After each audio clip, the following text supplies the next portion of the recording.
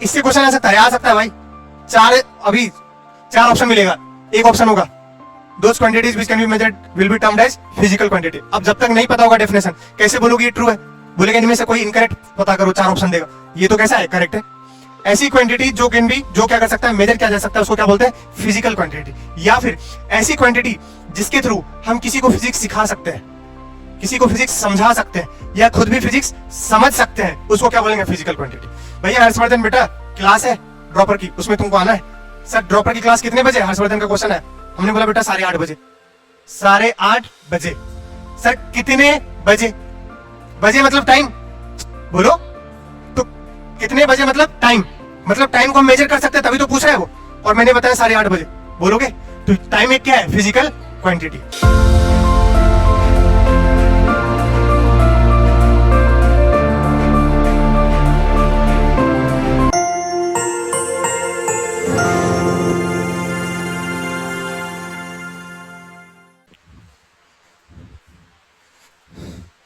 चलो देखो,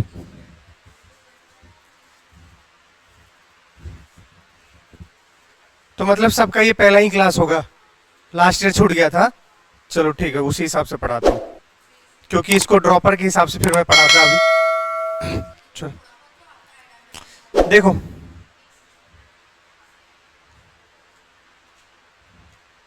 आज का टारगेट क्या है सुन लो ध्यान से।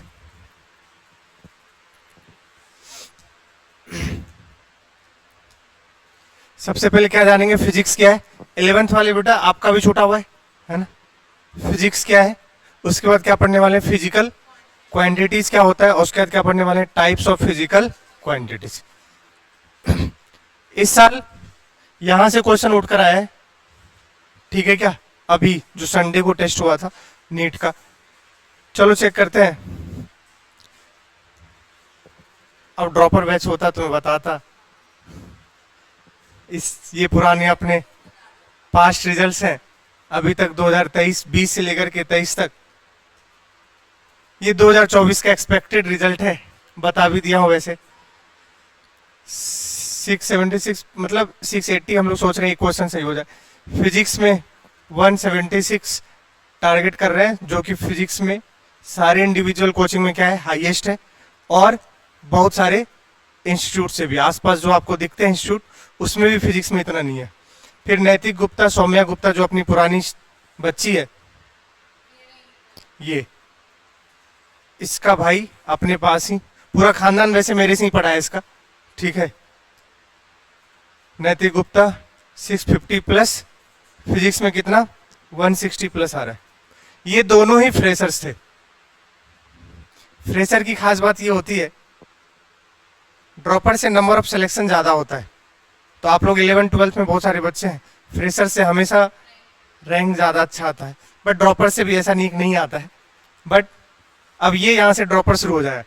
यशवर्धन ड्रॉपर 620, फिजिक्स में इसके 124 प्लस। ऐसे ऐसे सिली मिस्टेक किया है, बता नहीं सकता मैं। उसको भी शर्म आ रही थी बताते वक्त, मुझे भी शर्म आ रही बताते वक्त, वरना यहाँ पर वो लेके आता था 145 से 150 के बीच में। राम गुप्ता ड्रॉपर 605, फिजिक्स में 134 प्लस। किरण शर्मा अपने 12th में बच्चा है, आदर्श शर्मा, उसकी सिस्टर है, ड्रॉपर थी, 580 प्लस है, 582 एग्जैक्ट मार्क्स। उसके फिजिक्स में 133 प्लस है। अच्छा ये बता दे, ये दोनों तो फ्रेशर्स था, इन सब के लास्ट ईयर 40 to 50 मार्क्स थे फिजिक्स में। वहां से लगभग 100 नंबर क्या हुआ है? छलांग मारे। देखो ड्रॉपर में क्या होता है, बच्चा थोड़ा सा उसमें चिंगारी कम होती है, ठीक है, आग लगाना बहुत मुश्किल होता है, और प्रेशर भी होता है ड्रॉपर में। फ्रेशर में कोई प्रेशर नहीं होता है। तो ये सब, फिर उसका 550 माइंग वगैरह, ऐसे बहुत सारे हैं। हिंदी माध्यम के भी बच्चे हैं जो मैं आज इंक्लूड नहीं कर रहा हूँ। रिजल्ट बताने का बस एक मकसद होता है कि बच्चे को टीचर पर ट्रस्ट हो। ऐसा ना हो कि तुम पता चले तुम्हें लग रहा मेरा टीचर रिजल्ट ही नहीं दे रहा। और जो जेई का बच्चा है बेटा, वो यहाँ पर पहले मैं सिर्फ जेई ही पढ़ाता था, सिर्फ जेई। 3 साल से बस नीट पढ़ा रहा हूँ, क्योंकि माल इधर नीट में जो है कि ज्यादा हो गया है। सिर्फ जेई, तुम देखोगे पिछले पुराने इंडिया के मैप में सारे जेई के बच्चे मोस्टली रखे होंगे।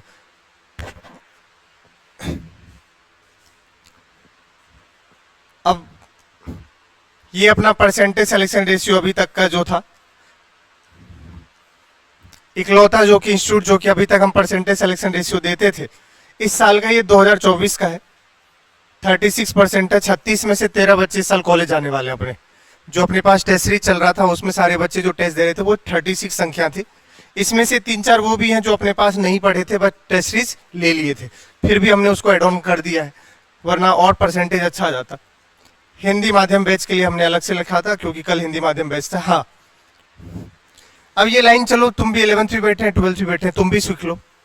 वैसे मैं ड्रॉपर में बताता हूँ बट ये मानसिकता सबकी होनी चाहिए। क्या मानसिकता तुम्हें दिख रहा होगा? अगर जो जेई के बच्चे हैं ड्रॉपर में, वैसे मोस्टली तो यहाँ जेई वाले भी, समझ गए? यही तुम्हारा सब कुछ है। ये मैं आपसे भी कह रहा हूँ, ड्रॉपर से भी कह रहा हूँ, ध्यान रख लो इसको। जो उसका एकेडमिक्स है वो एकेडमिक्स, समझ गए क्या कह रहा हूँ? और दूसरी बात, बच्चा कभी कभी क्या करता है, समझ गए ना? तुम ज्ञान लेने आए हो, देने के लिए नहीं आए। तो ज्ञान लेने का है, देने का नहीं है। कभी कभी बच्चा क्या करता है, ज़्यादा ओवर स्मार्ट समझने लगता है और वहीं ख़त्म हो जाता है। तो सबसे पहले ज्ञान लेने का है, आपको देने का नहीं। इसको फर्स्ट प्रायोरिटी पे रखना है, चाहे जेई हो चाहे नीट हो। आपकी प्रायोरिटी चेंज नहीं होना चाहिए। या तो डॉक्टर का माइंडसेट बना लो या तो इंजीनियर का माइंडसेट बना लो कि मुझे इससे नीचे नहीं जाना है, मतलब मुझे और कुछ सोचना ही नहीं है।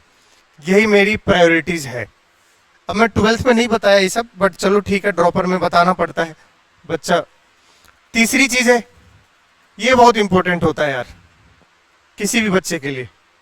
अगर आप ये ट्रस्ट नहीं रखोगे तो कोई मतलब नहीं है। और उनका अनुसरण मतलब होता है फॉलो अप। अगर आपको टीचर बोल रहा है कि बेटा ये काम कर लो तो वो फॉलो करना पड़ेगा आपको। अगर आप ऐसा करते हो तो बिलीव मी, आपका सिलेक्शन कोई नहीं रोक सकता है, चाहे तुम जहां भी पढ़ रहे हो। समझ गए क्या? बहुत जगह होता है कि आपका टीचर वैसा क्वालिफाइड नहीं होता, बट यहाँ ऐसा नहीं है। आप जहां भी पढ़ रहे होंगे, चाहे केमिस्ट्री पढ़ रहे होंगे, चाहे फिजिक्स पढ़ रहे होंगे, मैथ्स या बायो पढ़ रहे होंगे, समझ गए? बट उनको अगर आप फॉलो अप करते हो और उन पर भरोसा रखते हो तो काम हो जाएगा आपका।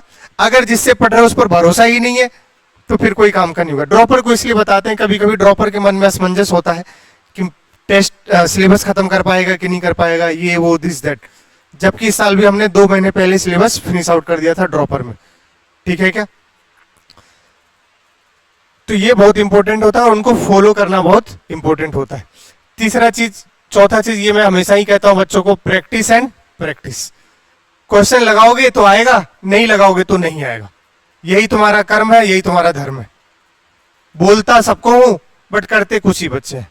इनमें क्या डिफरेंस है? इन दोनों को छोड़कर और इनमें क्या डिफरेंस है?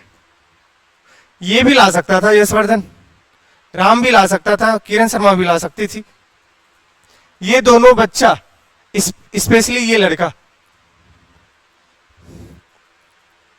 शायद आप लोग देखते होंगे ना ओम दत्त को बहुत बार, वो कितनी बार रात को बैठ जाता था।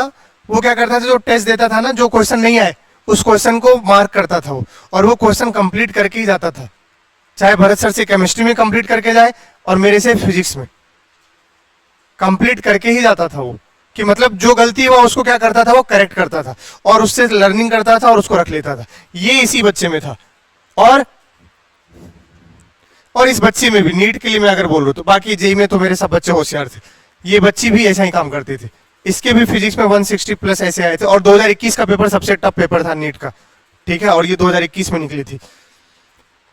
और इसका भाई भी था, ये वो तो ड्रॉपर थे, जबकि सौम्या ये 12th के साथ ही, ये भी यही काम करता था, ठीक है क्या? तो आप अगर गलती देखते हो और गलती को करेक्शन करते हो तो समझना आपका बहुत काम अच्छे से जा रहा है। बच्चा क्या करता है, और ये सब क्या करें, टेस्ट दिए, आंसर की हमने दे दिया, सॉल्यूशन दे दिया, जिसमें डाउट एक का दुक्का पूछे बाकी पूछे। तो ये बहुत इंपॉर्टेंट रोल प्ले करता है, समझ गए? और दूसरी चीज, एनसीईआरटी जरूर रीडिंग करना है। इस बार मैंने सोचा है कि ड्रॉपर जब ये 12th हो जाएगा, जो बच्चे नीट के हैं या जेई के हैं, लास्ट में मैं सबका एक साथ NCERT line by line reading करूंगा, क्योंकि मोस्टली क्वेश्चन इस बार किससे आ गए, एनसीईआरटी के समरी से भी आ गए हैं। लाइन बाय लाइन पढ़ाते हम लोग वही हैं, क्वेश्चन तो वहीं से आया, बट एनसीईआरटी के कुछ लाइन डायरेक्ट उठकर आ गए हैं, तो जिससे बच्चों को समझने में आसानी हो जाए, तो इसलिए हम वो भी काम करने वाले हैं। और ये समझ गए ना भाई, मैं कितनी बार बोलता हूँ क्वेश्चन लगाओ क्वेश्चन लगाओ क्वेश्चन लगाओ। जब तक क्वेश्चन नहीं लगाओगे कंसेप्ट नहीं आएगा। कंसेप्ट सबको पता है, F equal to M into A सबको पता है, बट कहां पर कब लगेगा ये किसी को नहीं पता होता है। डिफरेंशिएशन सबको पता है, कौन से क्वेश्चन में डिफरेंशिएशन करेंगे, कहां इंटीग्रेशन करेंगे, ये आपको प्रैक्टिस ही बताएगी भाई। इसको तो जितना स्टार लगा लो उतना इंपॉर्टेंट है। ये लाइन तुम्हें पता है किसकी है, लेकिन मैंने उसको चेंज कर दिया है। पढ़ लो चाहे कहीं से, सिलेक्शन होगा रिवीजन से। वो लाइन यहां पर कुछ और होता है, उसको काट दो, इसी से होगा, ठीक है। अगर कोई संस्थान कहता है कि हमारे पास से सिलेक्शन होगा तो जीवन में वो बेवकूफ बना रहा है तुम्हें। तुम QCI में हम सेलेक्ट करा देंगे, नहीं करा पाएंगे भाई, हमारी औकात ही नहीं है तुम्हें सेलेक्ट कराने। हमारी औकात तब है जब तुम पढ़ोगे, है कि नहीं भाई। हम ये कर सकते हैं कि बेटा तुम फिजिक्स अभी हम देख रहे हैं, लेकिन लास्ट में तुम्हें पता है हम फिजिक्स केमिस्ट्री बायो और मैथ सब देखते हैं। लास्ट में पूरा टेस्ट सीरीज चलता है अपना, ठीक है। भले पढ़ रहे हो मेरे पास फिजिक्स, तुम्हारे जितने भी सीनियर है मिलवाऊंगा अभी, जब रिजल्ट आ जाएगा तो आएंगे वो पूरा, उस दिन होगा अच्छे से, तो उस दिन मिलवाऊंगा। आप पूछना, मैं पूरा देखभाल करता हूँ। चाहे फिजिक्स पढ़ रहे हो तो फिजिक्स भी देखता हूँ, केमिस्ट्री भी देखता हूँ, मैथ्स भी और बायो भी, और वो टेस्ट सीरीज के माध्यम से। तो मैं ये कहना चाह रहा हूं कि ये बहुत इंपॉर्टेंट है बेटा रिवीजन, ठीक है क्या। कोई कोचिंग संस्थान आपको नहीं दिलाएगी। हाँ, तुम अगर किसी दूसरे टीचर के पास जाते, वहां X% है तुम्हारा सिलेक्शन का, तो यहां हम 10X कर देंगे, बस ये कह सकते हैं। इससे ज्यादा यही तुमको चाहिए भाई। मुझे थोड़ी फ्यूचर पता है, तुम्हारा क्या चाहिए, ये परसेंटेज का सिलेक्शन ही तो ज्यादा चाहिए। कोई कोचिंग कहती है क्या पक्का सिलेक्शन दे देंगे हम आपका, बोल भी दे तो फेंक रहा है वो ये काम कर सकता है, और ये काम कर दिए तो सिलेक्शन होगा ही होगा। तो बस इस वजह से ये बहुत इंपॉर्टेंट है बेटा। आपका इलेक्ट्रोस्टैटिक कितना बड़ा चैप्टर है, आप रिवीजन ही नहीं करोगे खत्म हो जाओगे। तो ये बहुत इंपॉर्टेंट है, रिवीजन तो सबसे ज्यादा स्टार लगा लो जितना, ठीक है। और रिवीजन अगर बहुत ज्यादा है तो सिली मिस्टेक्स नहीं होंगे, और सिली मिस्टेक्स नहीं होंगे तो जैसे अभी यशवर्धन का नंबर थोड़ा कम रह गया, वरना वो भी 650 प्लस बच्चा था। सिली मिस्टेक्स को अवॉइड करना है, और उसका एक ही तरीका है, क्या करना है, रिवीजन करना है। अगला चीज, बच्चा क्या करेगा, टेस्ट छोड़ दिए, क्लास हो जाए। अच्छी बात है कि आप सब में से कुछ बच्चे क्लास भी छोड़ देते हैं, कभी तबीयत खराब हो जाए ठीक है भाई, लेक्चर लेकिन अपलोड होता है आपका। क्लास और टेस्ट तो जीवन में कभी नहीं छोड़ना है, साला कुछ भी हो जाए। अगर नहीं भी है एक दिन तो लेक्चर ले लेना है, उसका रिकॉर्डेड देख लेना है, और उसका PDF से पूरे नोट्स कंप्लीट कर लेने, ये तो छोड़ना ही नहीं छोड़ना है, ठीक है। और लास्ट, जो सबसे ज्यादा, जितना ये इंपॉर्टेंट है उतना ही ये इंपॉर्टेंट है, ये बहुत बड़ी लाइन है बेटा, मेरे पढ़ाने से कुछ नहीं होगा, ये बच्चा कभी नहीं समझता है। मैं तुमको सच्चाई बताऊं, मैं कोटा गया था, मैं अगर ऊपर आया तो इसी की वजह से आया, वरना मेरा कुछ भी नहीं हो रहा था। मैं हमेशा से स्टूडियस रहा, मैं एक एवरेज बच्चा हूं, मेरा बुद्धि उतना तेज नहीं है, मैं सही बता रहा हूँ, बट ये काम हमेशा मैंने किया। ये काम मेरे पापा से पूछोगे तब भी बताएंगे वो। गांव में पापा सवेरे 4 बजे खेत जाते थे, हमारे गांव खेत में तालाब में मछली होती थी, तो सवेरे मछली चोरी होने लगते थे, तो पापा उठ करके जाते थे। तो मुझे बरामदे पे तुम लोग क्या बोलते हो उसको, घर के बाहर जो वो होता है आंगन जो है, मैं वहां पर लालटेन जला के पढ़ रहा होता। जबकि मैं कौन सी क्लास में था पता है, 7 क्लास में, 6-7 में। लालटेन से तभी पढ़ते थे हम लोग, कहाँ था तभी लाइट उतनी, 2007 की बात कर रहा हूँ। गांव से हूँ, प्योर बिहार के, और ये हमने पढ़ा है खूब। और जब हिंदी माध्यम से था मैं पहले शुरुआत में, फिर मुझे इंग्लिश माध्यम में कर दिया। मैं रोता था पापा सबके, मैं नहीं कर पाऊंगा इंग्लिश माध्यम।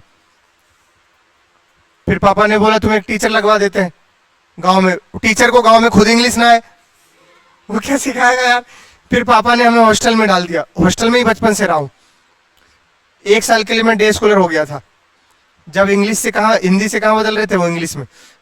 फिर जब वहां गया तो वहां सब इंग्लिश जानते हैं, मैं ही इंग्लिश नहीं जानता हूं। 2 तरीका था, या तो मैं डिप्रेस हो जाता, मैं गेम खेलना सब बंद कर दिया। गेम पीरियड होता है ना, शाम में खेले जाते थे क्रिकेट विकेट, मैं सब बंद कर दिया। मैं बैठ के पढ़ता था, खूब इंग्लिश का पढ़ा, खूब पढ़ा, बहुत मुश्किल से समझ आया। फिर उसके धीरे धीरे सब समझ आ गया, फिर तो इंग्लिश माध्यम में ही पढ़ने लगा, फिर तो हिंदी ही भूल गया। तो भैया इसका कोई तोड़ नहीं है, इसका कोई तोड़ नहीं, मैं बता रहा हूं हर्षवर्धन, कोई तोड़ नहीं है बेटा। मैं चाहूंगा कि 2026 में हम आप मेरे साथ खड़े हो और मैं बच्चों को बताऊं कि एक एग्जाम्पल रिजल्ट हो आप, और मैं तुम्हें इतना पता है कि मैं यहीं बैठा रहता हूं, कहीं नहीं जाता हूं। बाकी दूसरा टीचर मिले ना मिले मुझे नहीं पता, मैं यहीं बैठता हूं। कभी भी आओ पूछ लो, कभी भी, मैं यहीं बैठ के मैं भी पढ़ रहा होता हूं। अभी भी पढ़ रहा था, कल जेई एडवांस का क्वेश्चन लगा रहा था मैं,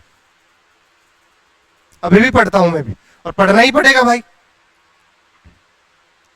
पढ़ाने के लिए बस अब नहीं पढ़ना पड़ता है, लेकिन क्वेश्चंस तो जेई एडवांस सबके आते हैं, पेपर आए सॉल्व करना पड़ता है। जब मैं पढ़ रहा हूं तो साला तुम काहे नहीं पढ़ोगे बे? और ये तो जीवन भर होता है, ये तो चलना ही है। और सेल्फ स्टडी से बेटर आपका कोई भी अच्छा एकमात्र मित्र नहीं हो सकता। मैं फिर से बता रहा हूं, फ्रेंडशिप सबसे ज्यादा बर्बाद करती है, मैं आपको पहले बता दूं, सबसे ज्यादा बर्बाद करती है। और तुम्हें बताया था 2014 में मेरा जेई मेंस था 6 अप्रैल को,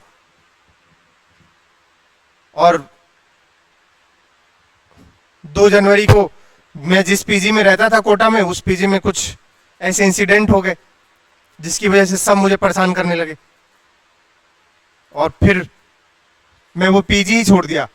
और वो पीजी मैं अकेले, मुझे डर लगता है रहने में, पता है आपको? नहीं पता, मैं बता दूं, तो मैं अपने दोस्तों के साथ रहता जो स्कूल से ही, बिहार से ही थे वहां, मैं उसको तक छोड़ दिया कि रात में मुझे डर लगता था, तो मैं छोड़ दिया कि अगर मैं यहाँ रहा, वहां का माहौल खराब हो चुका था, लड़कीबाजी चल रहा था वहां पर।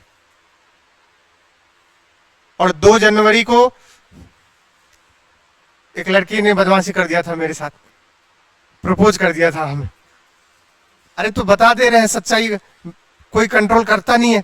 मैं 2 जनवरी को हुआ, वो लोग मुझे बहुत एकदम बहुत अच्छी सी स्टोरी है। फिर 6 जनवरी तक, 2 से लेकर के 6 तक, वो लोग क्लास में भी ड्रॉपर था मैं, 12th के साथ सिर्फ कटअप क्लियर हुआ, सेलेक्टेड नहीं हुआ, ड्रॉपर था। पापा ने बस एक बात बोला था, तुम्हें हर बार बोलता ही, तुम्हारा कुछ हुआ तो तुम्हारे छोटे भाई को पढ़ा पाएंगे, वरना नहीं पढ़ा पाएंगे। तो ये बात मेरे दिमाग में बस घूमती थी। 2 जनवरी से लेकर 6 जनवरी तक क्लास के पीछे मेरे दोस्त सब जो उस पीजी में रहते थे, वो सब वही बात, भाई एक्सेप्ट कर ले, एक्सेप्ट कर, पढ़ने ही नहीं दिया भाई। और मैं घर फोन करके रो रहा हूं आज भी, कभी बहन आएगी मम्मी आएगी तो पूछना, वो बोलेंगे कि साला ये कैसा, अब तो बहुत बदमाश हो गया हूँ, ठीक है। पहले कॉलेज जाने, पहले फिक्स था टारगेट की, पहले कहाँ जाना है, कॉलेज। किसान के बेटे हैं भाई, तभी पढ़ेगा जब अपन पढ़ेंगे, फिर कहां से पढ़ा पाएंगे? कोटा भेजना आसान थोड़ी होता है। तो मैं 6 जनवरी को उस पीजी को छोड़ दिया। मेरे सिक्योरिटी मनी जमा थे और पैसे नहीं होते थे उस वक्त। पापा 15 दिन लेट से, छोड़ो ये सब कहानी, बाद में कभी सुनाएंगे, ठीक है भैया। तो हमने क्या किया, पीजी छोड़ दिया। और क्यों? 6 अप्रैल को क्या था, पेपर था। बिगड़ने के लिए जनवरी, फरवरी और मार्च बहुत थे। और तुम्हें सच बता देता हूं, बस 6 अप्रैल को पेपर हुआ जेई मेंस का। उस पीजी में कम से कम 12 से 15 लड़के थे, जिसमें से 4 मेरे दोस्त थे, खुद बिहार के। हम लोग जिस स्कूल से बचपन से पढ़े। आ जाओ बेटा।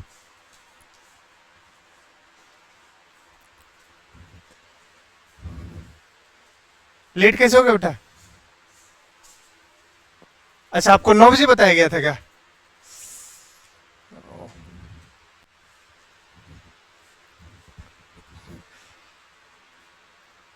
ठीक है, तो मैं क्या कह रहा हूं, और जब उस दिन 6 अप्रैल को पेपर हुआ, जब पेपर दे के आए हम, तो उस पूरी पीजी में अकेला मैं खुश था। पेपर देते हो आपको पता होता है क्या हो गया। पेपर मैंने फोड़ दिया था, 200 नंबर के आसपास थे, बस खुश हो गया। पापा ने बोला, गांव से भेजे थे, हो गया अब सेलेक्ट।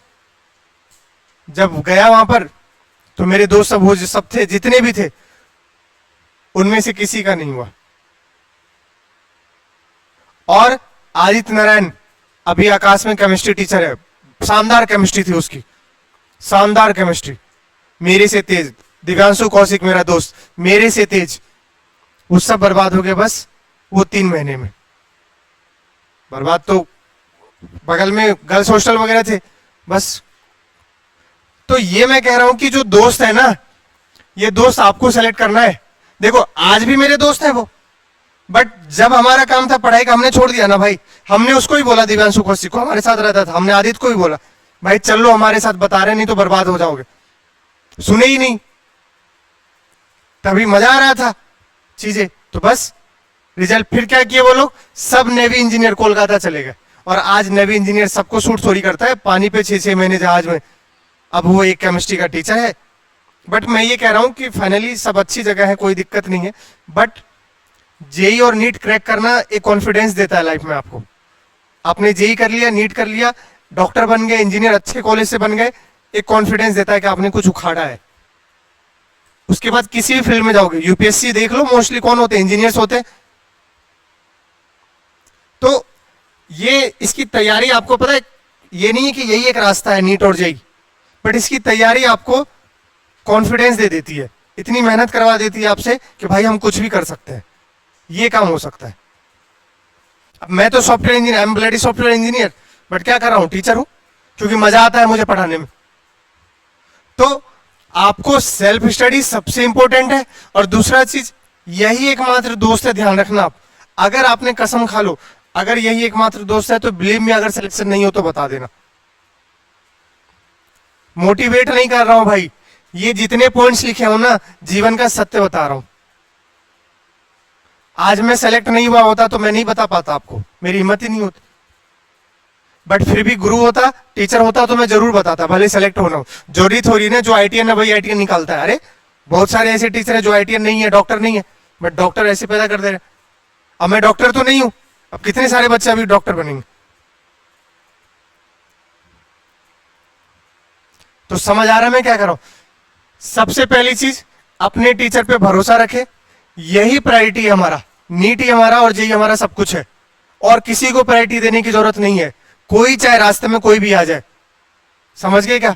दूसरी चीज, टीचर पे भरोसा रखो, और ये बहुत इंपॉर्टेंट है बेटा, रिवीजन है ना, रिवीजन से ही सिलेक्शन होगा। रिवीजन का एकमात्र है, सिली मिस्टेक्स क्या होगा, अवॉइड कर पाओगे, क्योंकि कॉन्फिडेंस होगा।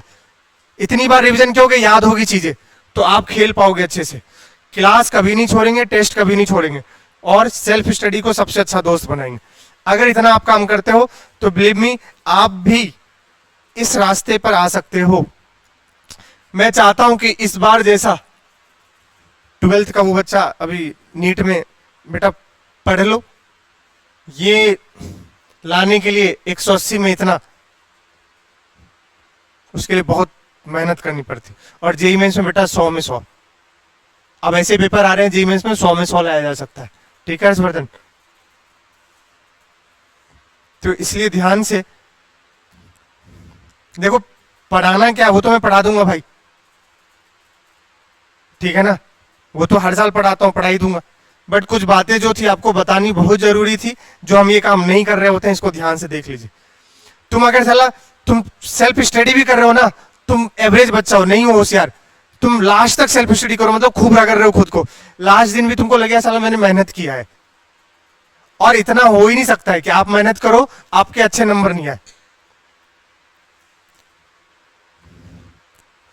अगर 12th में मेरा कटअप क्लियर नहीं हुआ होता तो ऐसा लगता है ड्रॉप क्यों ही ले रहा हूं। एक सम्मानजनक स्कोर भी तो लाओगे, तो अगले साल का ड्रॉप भी कभी, वैसे तो ना करो, वैसे ड्रॉप कोई बुराई नहीं है, मैं खुद ड्रॉपर रहा हूं, ठीक है। तो लेकिन आप 12th के साथ, फ्रेशर्स के साथ सेलेक्ट हो जाओ, इससे अच्छा कुछ नहीं होता। लेकिन आप ड्रॉप लिए तो ड्रॉप लिए बेटा, तो ये ड्रॉपर्स को इस बात का ध्यान रखना है ना, प्रेशराइज नहीं होना है। हमको ड्रॉपर थे, हमें पता है कितना प्रेशर होता है हर चीज जगह से, बट कभी प्रेशराइज नहीं होना है।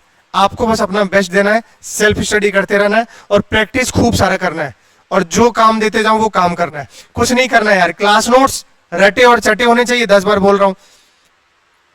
सारे क्वेश्चन देख लेना, तुम उठाओ तो 11th के दिखाए ना तुम्हें उस दिन, क्लास नोट्स में 3 ब्लॉक पे क्वेश्चन कराया हूं, और बहुत सारे उठाओ।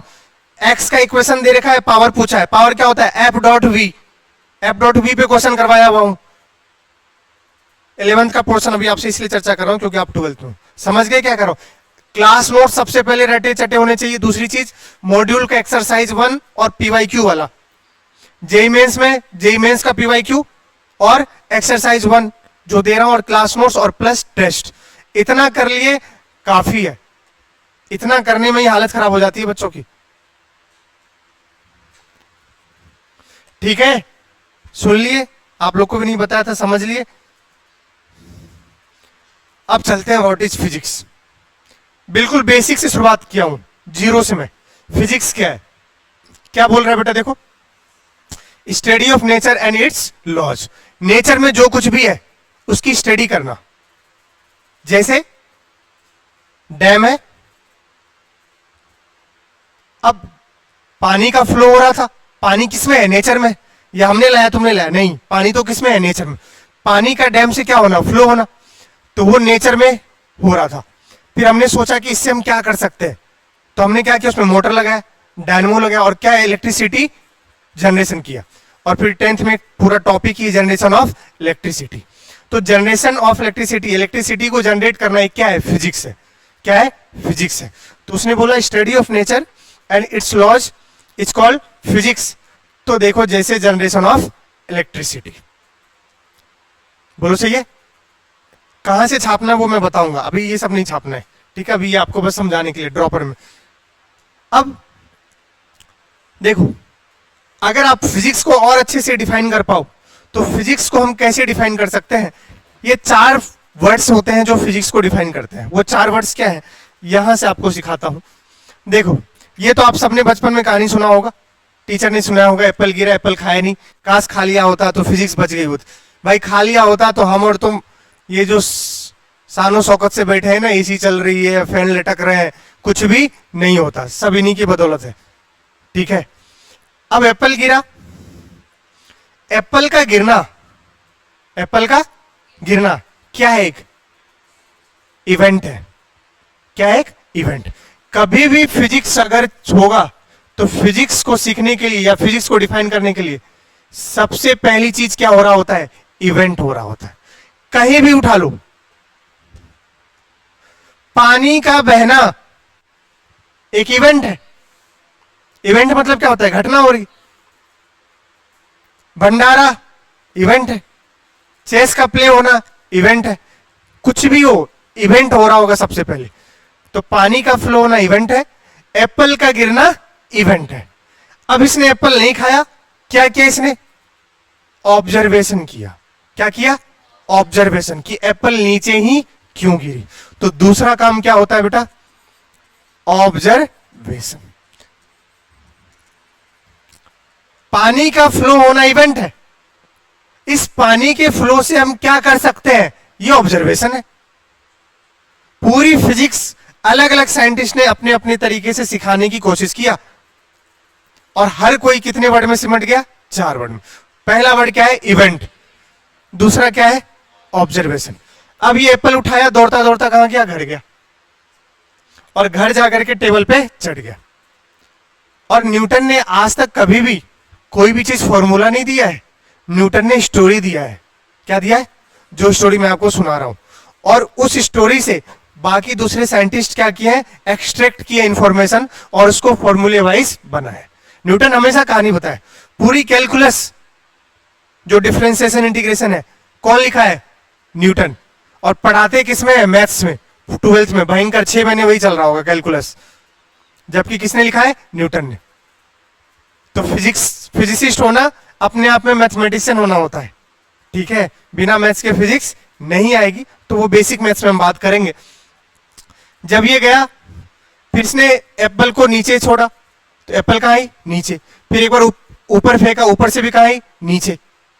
तो ऐसे करके हर चीज मम्मी से मांगा, और हर चीज कहां छोड़ दिया, नीचे फेंका, ऊपर फेंका, सब कहां गई, नीचे।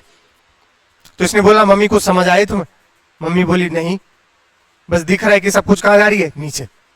तो मम्मी ने पूछा ऐसा क्यों हो रहा है, तो फिर इसने एक्सप्लेन किया, मम्मी तुम मेरी कौन हो, थोड़ी देर चलेगा बेसिक है ना, उसके बाद में अपने आप पता नहीं चलेगा आपको, बस इसके बाद ही एंटर कर जाएंगे पूरे सिलेबस में, बट ये भी जानना बहुत जरूरी है।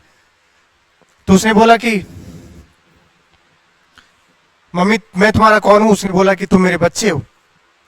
और तो इसने बोला अगर मैं तुमसे दूर जाऊं तो तुम क्या करोगी, तो क्या करेगी मम्मी, पास लाएगी, पास लगाने के लिए क्या लगाएगी, फोर्स। तो इसने बोला कि इसी तरीके से मान लो ये अर्थ है, अर्थ पे कोई भी चीज मम्मी तुम ऑब्जेक्ट को लेकर दूर ले जाते हो, फेंकते हो, ये करते हो, तो ये क्या हो रहा है, दूर हो रहा है, तो ये इसको क्या करेगी, अपनी ओर खींचेगी। तो एक ताकत से खींचेगी, उस ताकत का नाम आपको पता है, ग्रेविटेशनल फोर्स। ग्रेविटेशनल फोर्स, समझ गए क्या। तो इसने उस हिसाब से उसने एक्सप्लेन कर दिया। मतलब अब समझना, तीसरी चीज बताओ क्या आया, एक्सपेरिमेंट।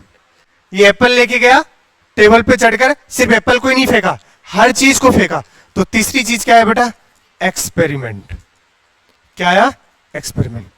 चौथी चीज, जब इसने देखा कि सब कुछ कहां आई, नीचे, तो इसने बता दिया कि कोई भी दो बॉडी है और उसमें क्या है, मासेस हैं, क्या है, तो वो दोनों एक दूसरे को क्या करती है, अट्रैक्ट करती है, और उस फोर्स का नाम क्या है, ग्रेविटेशनल फोर्स। और उस लॉ को क्या दिया, लॉज ऑफ ग्रेविटेशन। मतलब चौथी चीज क्या दिया इसने, लॉज। इन चारों को ही मिला दोगे, इन चारों को मिला दोगे तो क्या बन जाएगा, फिजिक्स। क्या बन जाएगा, फिजिक्स। यही है फिजिक्स का डेफिनेशन। हर चीज, पानी का फ्लो होना इवेंट है, पानी से फ्लो से क्या कर सकते हो, ऑब्जर्वेशन है। फिर हमने मोटर सब लगाया, डायनमो लगाया, एक्सपेरिमेंट किया, और फिर हमने देखा कि अच्छा ऐसे बिजली मिल रही है, तो फिर एक लॉज दे दिया, जनरेशन ऑफ इलेक्ट्रिसिटी। यही स्टडी करना किसका, नेचर का, और उसके लॉज का क्या कहलाता है, फिजिक्स। तो ये चार चीजें आपको। अब न्यूटन्स लॉ ऑफ ग्रेविटेशन, हालांकि पूरी पोस्टमार्टम किस में करते हैं हम, ग्रेविटेशन चैप्टर में, बट फिर भी इसको जानना इसलिए इंपॉर्टेंट है क्योंकि अभी यूनिट एंड डायमेंशन में कन्वर्जन आएगा। क्या आएगा कि जी की वैल्यू को एसआई से किस में लेके चलना है, सीजीएस में, तो वहां जी का आपको ज्ञान नहीं होगा, इसलिए मैं इसको यहीं पर बता देता हूं। मान लो अब ये अर्थ है, अर्थ की मास बेटा कितना है, मास m1। वैसे m1 की वैल्यू पता है हमें, 6 × 10⁻24 kg होता है। कितना होता है, 6 × 10⁻24 kg। तो ये मास m1 है, और ये बेटा क्या है, m2 है, और इनके बीच की दूरी क्या है, r। क्या है, r। अब देखो उसने क्या बोला कि इन दोनों में जो फोर्स होगा वो directly proportional to product of their magnitude of masses. Product of their magnitude of masses. बोला जितना ज्यादा बल्कि होगा, मासेस होंगे, उतना ज्यादा इन दोनों में फोर्स ऑफ अट्रैक्शन ज्यादा होगा। और कहा कि अगर दूर ले जाओगे तब भी फोर्स क्या हो जाएगा, ज्यादा, इनवर्सली प्रोपोर्शनल टू r²। ये इक्वेशन क्या हो गया, 1, और ये क्वेश्चन क्या हो गया, 2। फिजिक्स अब कहानी स्टार्ट हो चुकी है, ठीक है क्या। तो बताइए, फ्रॉम फर्स्ट एंड सेकंड क्या लिखते हैं बेटा, डायरेक्टली प्रोपोर्शनल हटता है तो एक क्या आता है, कांस्टेंट, और उसका नाम है जी m1 m2/r²। अब जरा मुझे एक बात बताना, जी को यहां पर क्या बोलेंगे, यूनिवर्सल ग्रेविटेशनल कांस्टेंट। इतनी बार आपके पीवाईक्यूज में आप देखोगे, एग्जाम में आया हुआ है कि जी को कन्वर्ट करना है एसआई से सीजीएस में, जो कि अभी हम आगे करेंगे। तो इसकी वैल्यू आपको याद होनी चाहिए। क्या होनी चाहिए, याद होनी चाहिए। जी की वैल्यू बताओ कितना होता है, 6.67 × 10⁻⁻11। रट लीजिए इसको। अब यूनिट लिखेंगे, ध्यान से देखना बेटा, यहां से जी निकालो, यहां से जी निकालो, F × r² अपॉन में m1 × m2। बोलो सही है। F का क्या हो गया, न्यूटन। क्या हो गया, न्यूटन। तो यहां लिखेंगे न्यूटन। r² मतलब मीटर का स्क्वायर, तो न्यूटन मीटर स्क्वायर, अपॉन में kg × kg, kg का स्क्वायर। इसको आज के बाद आपके ये खून में बसे होने चाहिए। डायरेक्ट नीट का तो कोई भरोसा ही नहीं है, बता देता हूं। ऐसा पागल हो चुका है कि वो वैल्यू यूनिट पूछ ले ग्रेविटेशनल कांस्टेंट की, that will be newton metre square per KG square. क्या इतनी बात चमक आ गई, newton metre square per KG square, और 6.67 × 10⁻11। ठीक है, तो ये आपको उसने बोला लॉज ऑफ ग्रेविटेशन। तो हम एक बेसिक आइडिया लिए, जबकि हम पूरा कहां पढ़ने वाले हैं बेटा, 11th में लास्ट में पढ़ेंगे ग्रेविटेशनल चैप्टर में। ठीक है। अब रिचर्ड फेरमी नाम के साइंटिस्ट थे, इन्होंने भी फिजिक्स को एक्सप्लेन करने की कोशिश की अलग तरीके से, बट वो अलग तरीके भी कितने में सिमट गए, 4 में। इवेंट, चेस का प्ले होना, चेस का प्ले होना क्या है, इवेंट है। अब बताओ, ये दोनों को आ रहा है मिस्टर ए मिस्टर बी, और वो मिस्टर सी बेवकूफ है, उसको चेस खेलना नहीं आ रहा। वो क्या कर सकता है बताओ, ऑब्जर्वेशन कर सकता है। क्या कर सकता है, ऑब्जर्वेशन। अच्छा, क्या वो सिर्फ ऑब्जर्वेशन करने से सीख जाएगा? नहीं, जब तक चेस नहीं खेलेगा। क्या मैं कंसेप्ट बता दिया तुम सारे क्वेश्चन सॉल्व कर लोगे? नहीं, जब तक प्रैक्टिस ना करोगे। तो वो क्या करेगा? खेलेगा, और जो गलती होगा उससे क्या करेगा? लर्निंग लेगा। तो क्या करेगा? तीसरा, एक्सपेरिमेंट। क्या करेगा? और जब वो खेलेगा, एक्सपेरिमेंट करेगा, समझ आ जाएगा घोड़ा ढाई घर चलने वाला है, हाथी सीधे और ऐसे चलेगी, और उसने फिर क्या दे देगा? चेस का रूल बना देगा। रूल बोले तो लॉज। तो इन्हीं चारों को मिला दोगे तो क्या बनेगा? फिजिक्स। तो भाई साहब फेनमैन साहब ने भी कोशिश किया एक्सप्लेन करने का, बट यही चारों में एक्सप्लेन हुआ। मुद्दे की बात इतने में क्या जानना है आपको? अभी फिलहाल ये जानना है, इसमें जी की वैल्यू आपको, बट ये एक थोड़ा सा आइडिया था किसका? फिजिक्स का। कोई पूछ ले आपसे फिजिक्स क्या है, पता चला फिजिक्स पढ़ रहे हैं, पता ही नहीं चल रहा है, तो उसको एक्सप्लेन कर देना। चार चीज होती है, समझ गए क्या? अब मेन जो कहानी शुरू होगी बेटा, यहां से है चैप्टर। तो पहला चैप्टर का जो शुरुआत है, वैसे तो लॉज ऑफ ग्रेविटेशन भी इंपॉर्टेंट है, उसकी वैल्यू आएगी। मेन कहानी यहां से। फिजिकल क्वांटिटी क्या है? हमने आपको पहले लेक्चर में बोला था, आज का टारगेट क्या है? पहला क्या पढ़ेंगे? What is physics. दूसरा क्या है? Physical quantity. और दूसरा क्या है? Types of physical quantity. तो अब हम आ गए हैं फिजिकल क्वांटिटीज। क्या है फिजिकल क्वांटिटीज? ऐसी क्वांटिटीज मेजर कर सकते हैं। ऐसी quantities, those quantities which can be measured, those quantities which can be measured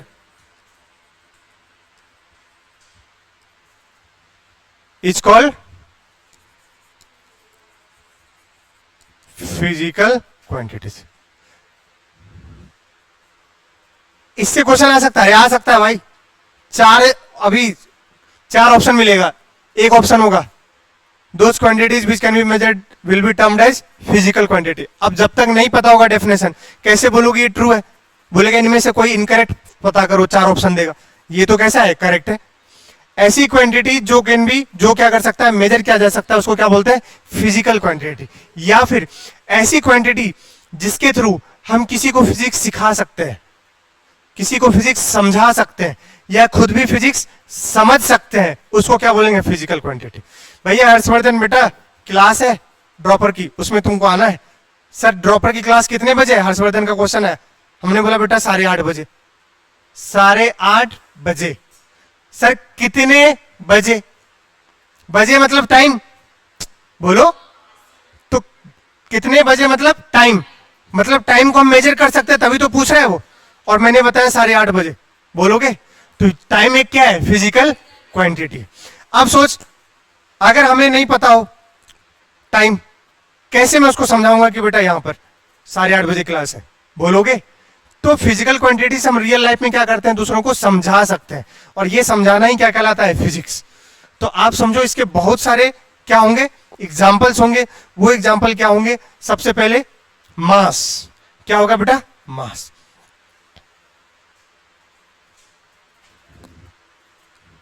मास की यूनिट क्या होती है? केजी।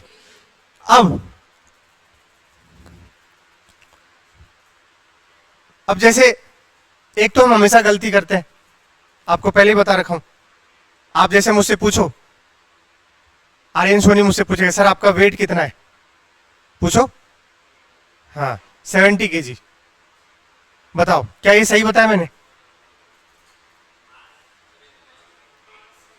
अब समझ गए ना?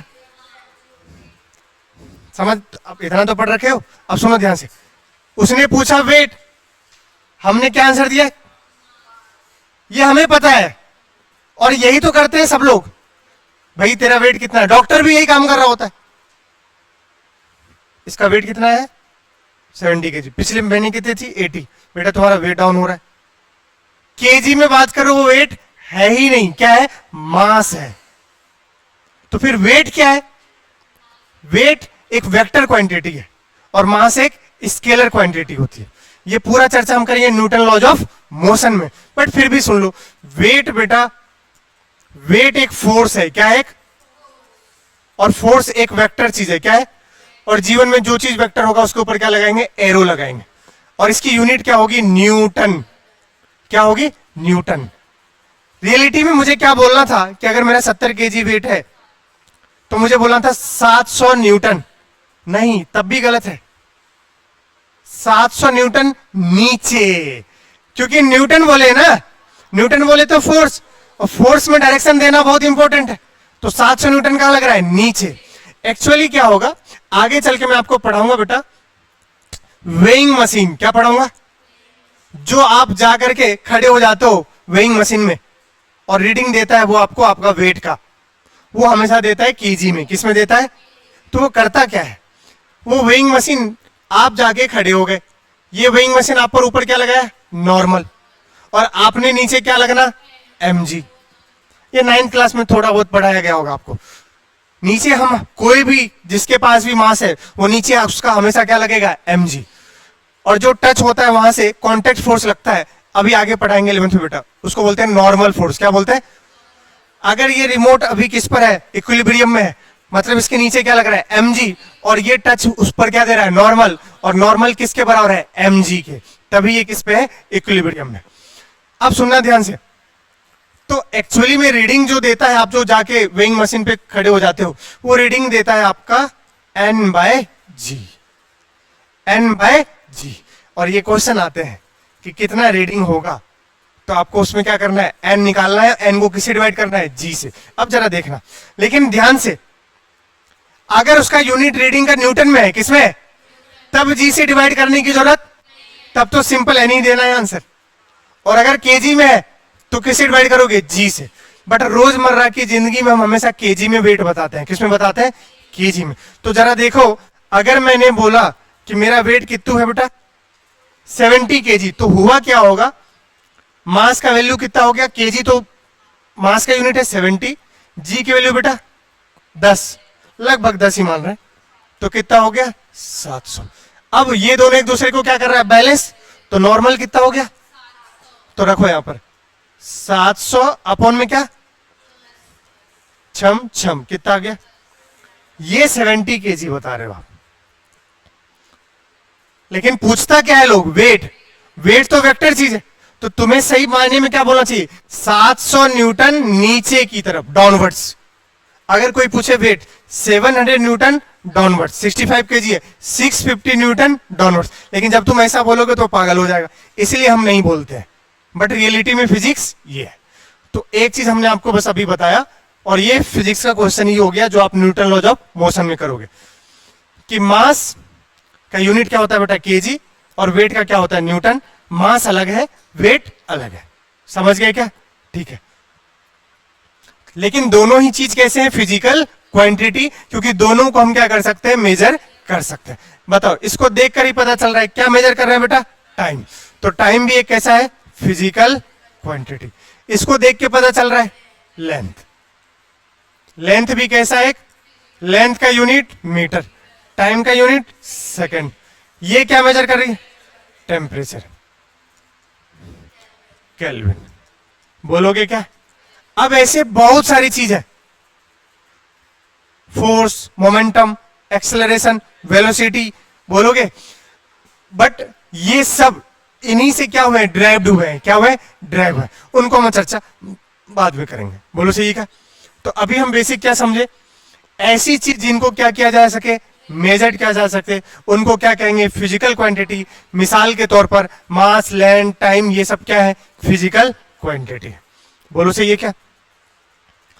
इसके आगे फिर क्या है बेटा, non physical quantities, non physical quantities. Simple सी बात है, बताओ क्या बोलेंगे इसका definition, those quantities which cannot be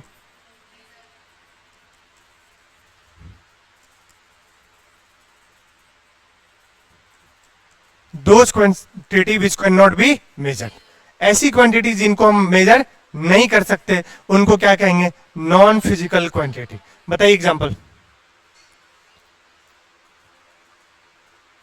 force, मान फोर्स को मैं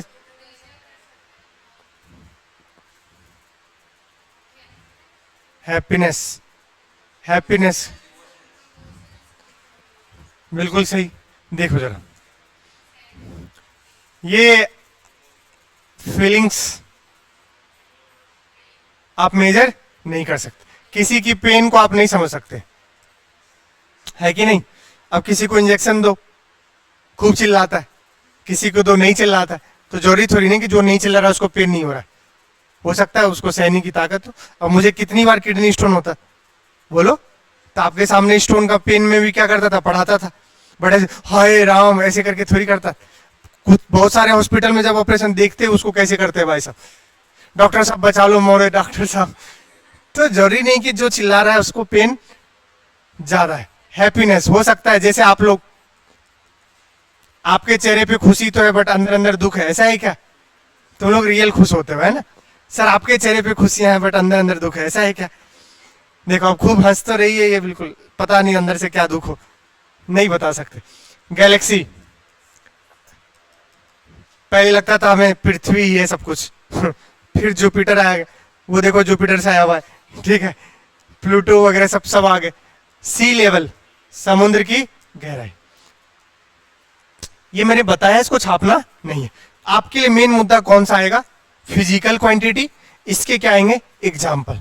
बट ये भी पता होना चाहिए नॉन फिजिकल क्वांटिटी क्या होता है, जिसको हम पढ़ने वाले नहीं है। अब इमोशंस थोड़ी ना पढ़ रहे होंगे, ठीक है क्या? अब आ गया कौन सा? Types of physical quantities. अच्छा, ड्रॉपर को मैं कैसे नोट्स बनाने हैं वो मैं भी बता दूंगा बेटा। देखो, पिछले साल तो लिख लिख के पढ़ाते थे, पूरा ये खुद से लिखते थे, पढ़ाते थे, टाइम लगता था। इस साल हमने बहुत काम क्या कर दिया पहले से, क्योंकि अपने को सिलेबस भी क्या करने हैं, जल्दी फिनिश आउट करने, ताकि अपन लास्ट में क्या कर पाए। मैं इस साल तो यूट्यूब पे सेशन लूंगा, बहुत सारा रिवीजन, एनसीईआरटी वन लाइनर वगैरह सब। तो आप लोग ऑफलाइन बैठोगे ऑफलाइन, बाकी तो मैं यहाँ ले रहा हूँ। तो अपन इस बार भी 2 महीने पहले कोर्स कंप्लीट करेंगे, ठीक है। तो आपको जैसे मैंने अभी पढ़ा है फिजिकल क्वांटिटी, तो ये तो आपको लिखना है फिजिकल क्वांटिटी। इसके एग्जाम्पल में मास, लेंथ, टाइम लिख लिए, बट नॉन फिजिकल लिखने की जरूरत नहीं है। फिर यहां से अब सब कुछ लिखना है, यहां के बाद से हर चीज लिखाएगा। किसमें? आपके नोट्स में। समझ गए क्या? और आपका नोट्स ही है जो आपको रिवीजन करने में हेल्प करेगा। लेक्चर अपलोड हो जाएगा, पीडीएफ लेक्चर का अपलोड हो जाएगा, लेकिन तुम कितनी बार पीडीएफ देख के तुम्हारे पास जो नोट्स होंगे वही खटाक से पलटोगे। समझ गए? और रिवीजन करना बहुत इंपॉर्टेंट है, उसके बिना नहीं होगा। अब देखिए types of physical quantities. Non physical quantities को अब साइड कर दिया। अब यहीं से सारी पूरी यूनिट एंड डायमेंशन की कहानी शुरू होगी। अब फिजिकल क्वांटिटीज है, फिजिकल क्वांटिटीज को दिख रहा होगा पहले कितने भाग में बांटने वाले हैं? 2 भाग में। अब बात को समझिए, क्या सिर्फ 2 फिजिकल क्वांटिटी है? नहीं, ऐसे कितने सारे फिजिकल क्वांटिटी है कि नहीं? तो बिल्कुल आप बात को समझना, जैसे हम सब है, हम भी ह्यूमन है, तुम सब वैसे गधे हो, ठीक है क्या? तो हम सब हैं, लेकिन हम सबको क्या किया गया है? कैटेगराइज किया गया है। क्या किया गया है? कैटेगराइज। इंडिया में सबसे ज्यादा क्या चलता है? जातिवाद, कास्ट के बेसिस पे, कलर के बेसिस पे, इनकम के बेसिस पे, कौन अमीर कौन गरीब, अरे बोलो यार, जेंडर के बेसिस पे, 140 करोड़ में कितने मेल हैं कितने फीमेल है कि नहीं? और बॉर्डर पे जाएंगे तो बॉर्डर पे वैसे दोनों जाते हैं, पता है ना, मेल भी जाते हैं फीमेल, बट फीमेल को इसलिए ज्यादा प्रीफर कम करते हैं। फीमेल जाएगी वहां भारत माता की जय ही नहीं बोल पाएगी, है कि नहीं? ऐसा है क्या? अच्छा, तुम लोगों में ज्यादा एनर्जी होती है, ठीक है, ठीक। देखो इधर, तो इनके बेसिस पे हमने क्या किया है? डिफाइन क्या किया? कैटेगराइज किया है। ऐसे ही बहुत सारी फिजिकल क्वांटिटी, मास, लेंथ, टाइम, वेलोसिटी, एक्सेलरेशन, सब तो फिजिकल ही है क्वांटिटी, लेकिन उनको क्या करना है? हमें को अलग अलग बेसिस पे डिफाइन करेंगे। तो सबसे पहला जो बेसिस है बेटा, ऑन द बेसिस ऑफ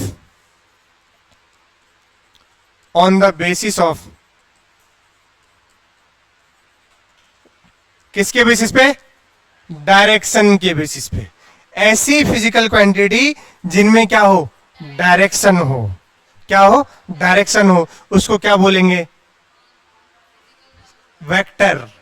क्या बोलते हैं? वेक्टर। वो आगे चल के पढ़ेंगे, बट ध्यान रखना सबसे पहले on the basis of direction. Direction के बेसिस पे बेटा कितने? 2।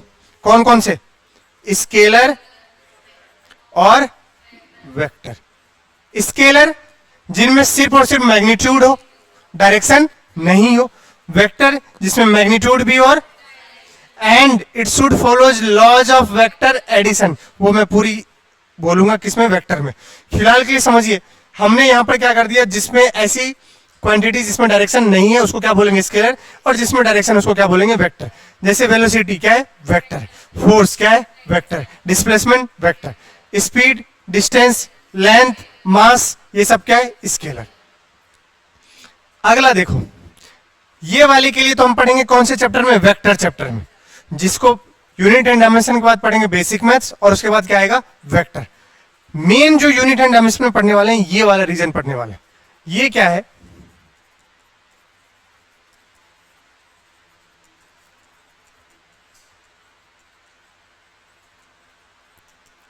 On the basis of dependency. On the basis of dependency. बोलो सही है क्या? अब हम किसके बेसिस पे कर रहे हैं? डिपेंडेंसी के बेसिस पे कर रहे हैं। मतलब कौन किस पर निर्भर करता है और कौन किस पर निर्भर नहीं करता है। इसके बेसिस पे कितने हैं? 3। एक है बेटा FPQS, fundamental physical quantities. Fundamental physical quantities. अगला है SPQS, सप्लीमेंट्री फिजिकल क्वांटिटीज। तीसरा है डिराइव्ड फिजिकल क्वांटिटीज। इसको क्या बोलेंगे? फंडामेंटल। बोलो, फंडामेंटल फिजिकल क्वांटिटीज। और इसको क्या बोलेंगे?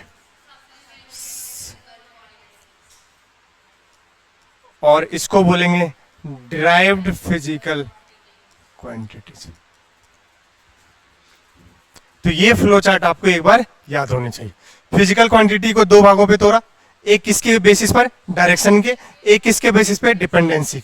डायरेक्शन के बेसिस पे 2 स्केलर वेक्टर, और डिपेंडेंसी के बेसिस पे 3 सप्लीमेंट्री फिजिकल क्वांटिटी, फंडामेंटल और डिराइव्ड। बोलो सही है क्या? अब सबसे पहले कौन है? Fundamental physical quantity. भैया यहां से क्वेश्चन आए हुए हैं। कहां से? इसके डेफिनेशन से। फिर से पढ़ो, डेफिनेशन क्या कह रहा है देखो। The quantities which do not depend upon other quantities for their complete. मतलब आरएम मेहता को खुद को अगर डिफाइन करना है, मुझे अपने खुद को परिभाषित करना है, तो मुझे किसी दूसरे की जरूरत नहीं है। मतलब मैं किसी दूसरे पर डिपेंड, मतलब समझ गए? ऐसी फिजिकल क्वांटिटी जो किसी दूसरे पर डिपेंड, उसको क्या बोलेंगे? Fundamental physical quantity. ये लाइन ही अपने आप में क्वेश्चन है, एनसीईआरटी की लाइन है, और ये अपने आप में क्या है? क्वेश्चन। आ गया question. Quantities which is independent from other physical quantities is fundamental physical. True और फॉल्स? ट्रू। डिपेंड नहीं करता है, इंडिपेंडेंट है, मतलब तो क्या हो गया? ट्रू हो गया। बनाने का कैसे भी तोड़ मरोड़ के बना सकता है वो। आर नोन एज फंडामेंटल और बेस क्वांटिटीज। ध्यान सुनिएगा, बच्चा रट लेता है फंडामेंटल और ये नहीं रटता है बेस। अब वो ये लाइन नहीं बोलेगा, बोलेगा those quantities which are independent from other physical quantities are can be termed as base quantities. तो ये कंफ्यूजन नहीं होना है, सर ने तो ऐसा पढ़ा ही नहीं। इसी को कौन सा क्वांटिटी बोलते हैं? Base quantity. इसको और अच्छे से एक्सप्लेन करता हूं, पहले यहां देखो। कितने फंडामेंटल फिजिकल क्वांटिटी हैं? 7। There are 7 fundamental physical quantity. हमने सोचा कि हम इन 7 से पूरी फिजिक्स को क्या कर लेंगे? सीख लेंगे। इन 7 से पूरी फिजिक्स को सीख लेंगे, ठीक है? आग लगा देंगे पूरी फिजिक्स में इन 7 से। बट ऐसा हुआ, आगे चल के हम फंसे थे, तो वो बात की बात। सबसे पहला कौन सा है बेटा? मास। मास का यूनिट। दूसरा कौन सा है? लेंथ का यूनिट। तीसरा टाइम का यूनिट सेकंड। चौथा, पांचवा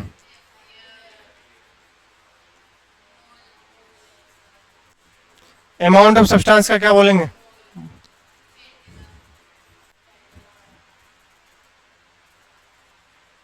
ये 7 फंडामेंटल फिजिकल क्वांटिटी, यही अपने मूल भौतिक राशि जिसको बोलेंगे बेस क्वांटिटीज, मतलब जिनके बेस पे हमने सोचा पूरी फिजिक्स को क्या कर लेंगे, सीख लेंगे।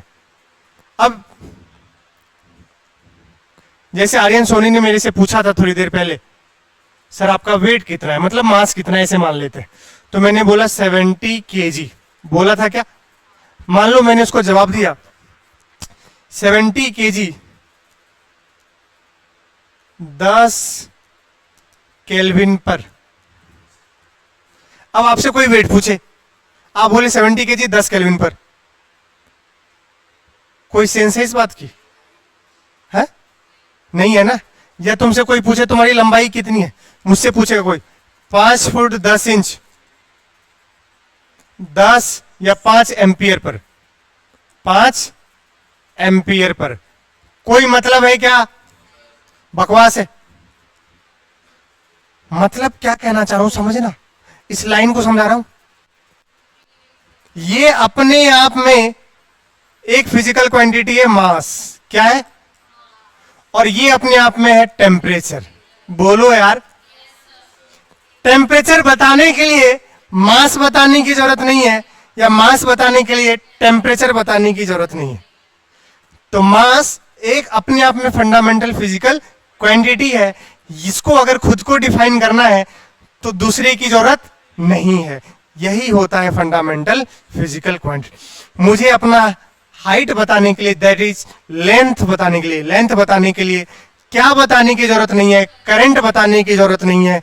मतलब लेंथ करंट पर डिपेंड नहीं करता, खुद को डिफाइन करने के लिए ऐसी क्वांटिटीज को बोलते हैं फंडामेंटल फिजिकल क्वांटिटीज।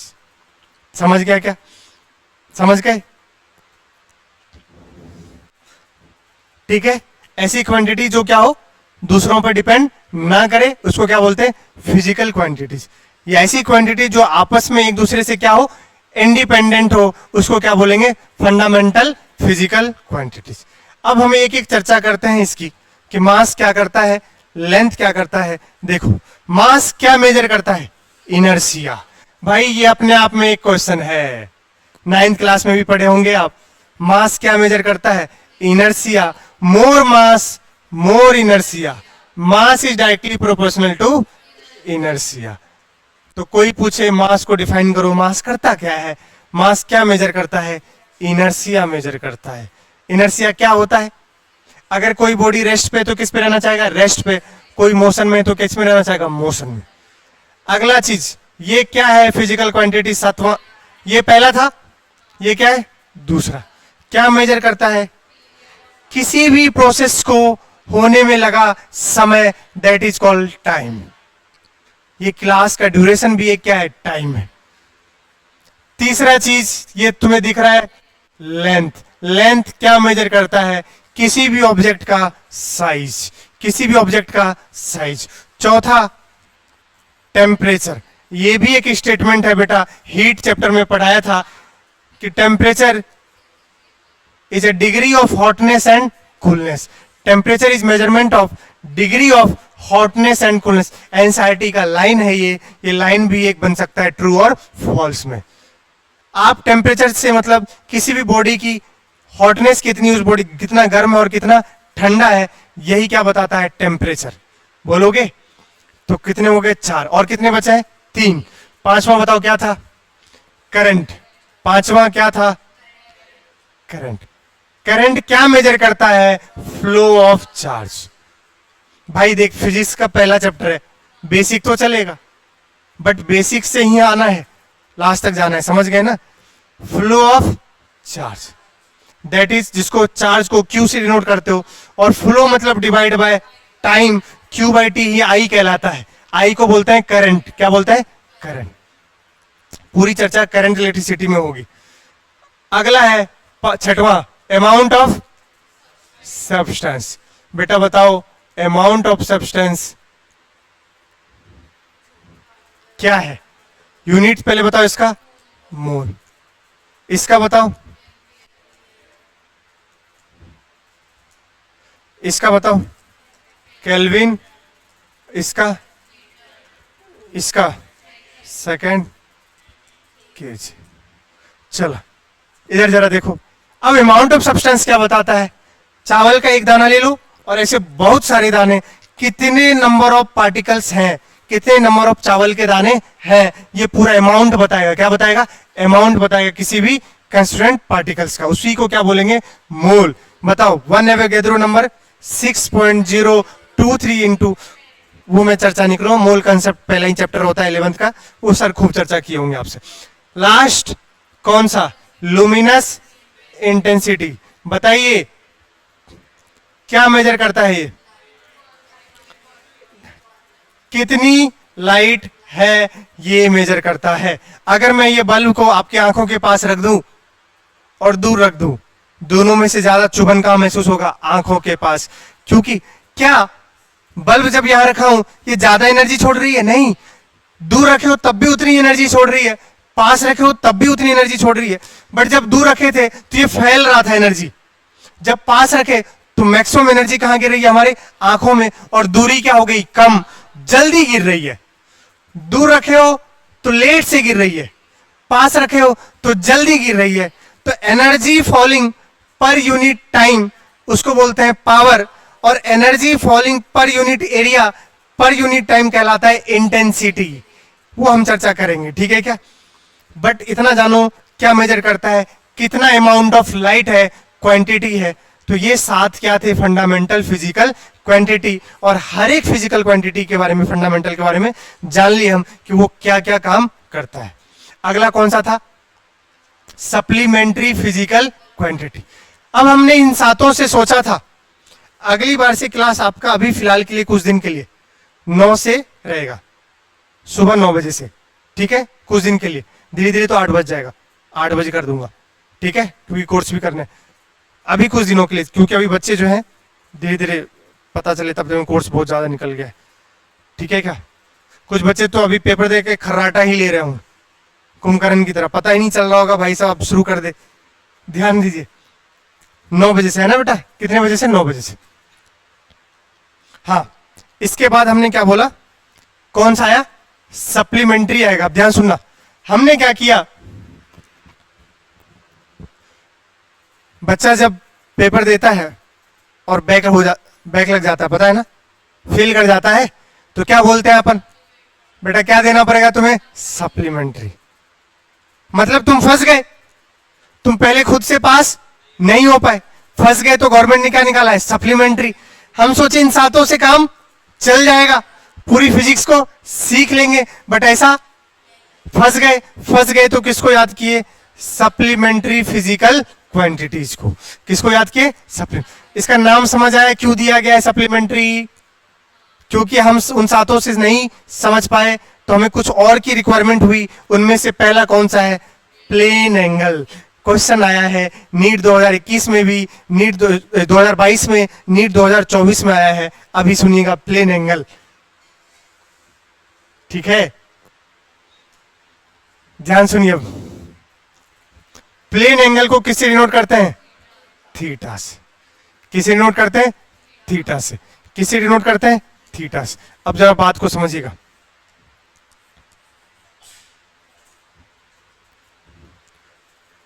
थीटा हमेशा 2D होता है। क्या होता है? 2D। कौन सा डी होता है बेटा? थीटा हमेशा कौन सा डी होता है? 2D होता है। अब क्या है थीटा? अभी मैंने उस दिन अपन ने रील भी शूट किया था क्लास में, बच्ची यहां खड़ी थी और बच्ची की मुंडी घूम रही थी। ये घुमाव मुंडी ही थीटा है। कितना मुंडी घूम गया, मान लो अब ये आपको दिख रहा होगा,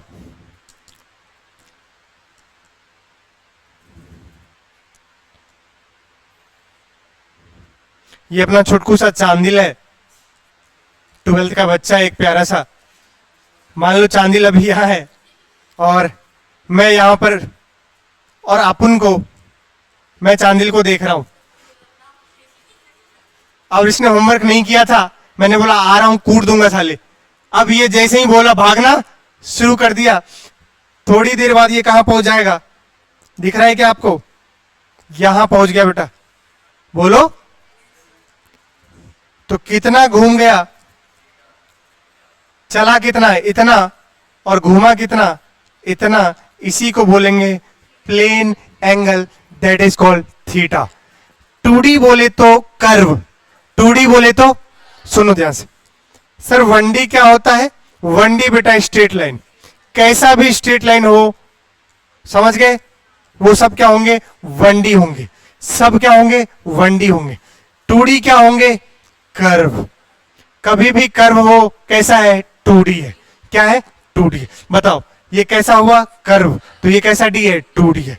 इसलिए प्लेन एंगल किस में आता है? कर्व में, तो ये कैसा होगा? 2D होगा। अब जरा ध्यान सुनना, तो बताओ ये जो जितना चला है इसी को बेटा क्या बोलते हैं? आर्क। क्या बोलते हैं? जो लंबाई है उसको क्या बोलते हैं? आर्क। और जो ये दूरी है इसको बोलते हैं रेडियस। तो थीटा को, प्लेन एंगल को डिफाइन किया गया आर्क अपॉन में रेडियस, आर्क अपॉन में रेडियस। अब बताओ आर्क अपने आप में क्या है? लेंथ। रेडियस भी अपने आप में क्या है? दोनों की यूनिट बताओ बेटा, मीटर अपॉन छम छम 1। तो क्या है ये? यूनिटलेस। नीट 2024 का क्वेश्चन सुनिए, इनमें से which of the following pair will be dimensionless? Which of the following pair will be, अब दिखती कैसी है ये? यूनिटलेस, बट होती यूनिटलेस, होती है डायमेंशन लेस। तो एक एग्जांपल था एंगल, क्या था? और उसके साथ एक और था स्ट्रेन, 11th में पढ़ रखे हो। स्ट्रेन होता है, बता देता हूं, चेंज इन लेंथ अपॉन में ओरिजिनल लेंथ, ऊपर भी लेंथ नीचे भी लेंथ, तो स्ट्रेन भी कैसा हो गया? Dimension less. तो यही आंसर था, प्लेन एंगल एंड स्ट्रेन। तो उसमें कौन सा आया? Plane angle. कौन सा आया? अब देखो ये बेटा आपको दिख तो क्या रहा है? यूनिटलेस। क्या दिख रहा है? कि इसकी कोई यूनिट, इसीलिए तो हम फंस गए। उन सातों की तो यूनिट थी, हमारे पास ऐसा फिजिकल क्वांटिटी आया और साला ये क्या मिला? यूनिटलेस। अब हमने सोचा इसका नामकरण संस्कार तो करना पड़ेगा, बिना इसके कैसे समझा पाएंगे किसी को कि ये क्या है? एंगल है। तो हमने इसको अलग से यूनिट दिया, रेडियन। क्या दिया? दिखती कैसी है? Unitless. It seems to be unitless but in fact it is dimensionless. Dimension क्या होता है वो भी आगे पढ़ाऊंगा, बट इतना अभी रट लीजिए, यूनिटलेस दिखती है बट होती नहीं है। थीटा का बेटा यूनिट होता है और यूनिट होता है रेडियन। कुछ लोग बच्चे कहेंगे सर डिग्री भी तो होती है। नहीं, ऐसा यूनिट क्या होता है? रेडियन। डिग्री एक कन्वर्जन यूनिट है। डिग्री एक क्या है? अब मीटर भी होता है, सेंटीमीटर भी होता है, मिलीमीटर भी होता है, लेकिन है सब क्या? लेंथ ही, बट उसका अलग अलग कन्वर्जन है। बट जो ऐसा ही होता है वो क्या होता है? मीटर। ऐसे इसका ऐसा ही मात्रा कौन सा है? रेडियन। कौन सा है? रेडियन। बोलो सही मजा है। और ये यूनिटलेस नहीं है, इट इज नॉट यूनिटलेस। तो ध्यान रखना, इट इज नॉट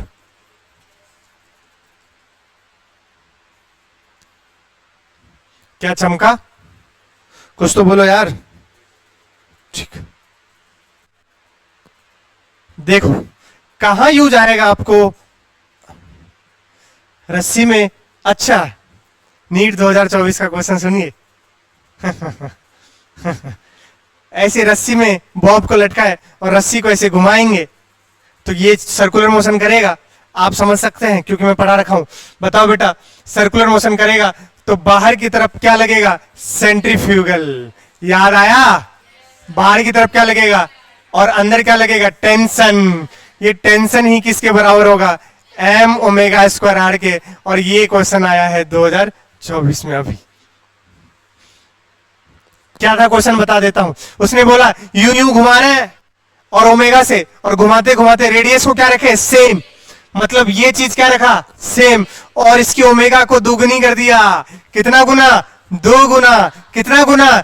बताओ टेंशन कितनी गुना हो जाएगा? 4 गुने। आंसर था 40।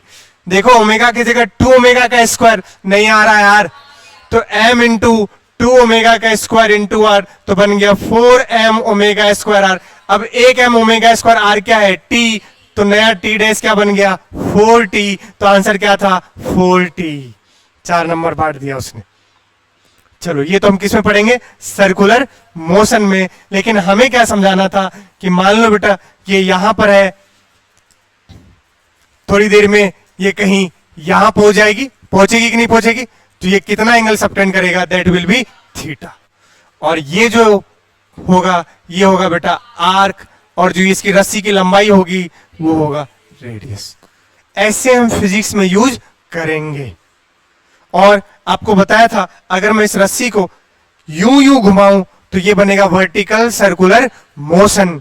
वर्टिकल सर्कुलर मोशन बोलेंगे इसको, क्या बोलेंगे, ऐसे ऐसे घुमाएंगे तो हॉरिजॉन्टल सर्कुलर मोशन, ऐसे घुमाएंगे वर्टिकल सर्कुलर मोशन। तो बेटा वहां पर जब इसको घुमा रहे होंगे तो रस्सी एक समय यहां भी हो, सॉरी बॉब एक बार यहां भी हो सकता है, यहां भी हो सकता है, यहां भी हो सकता है।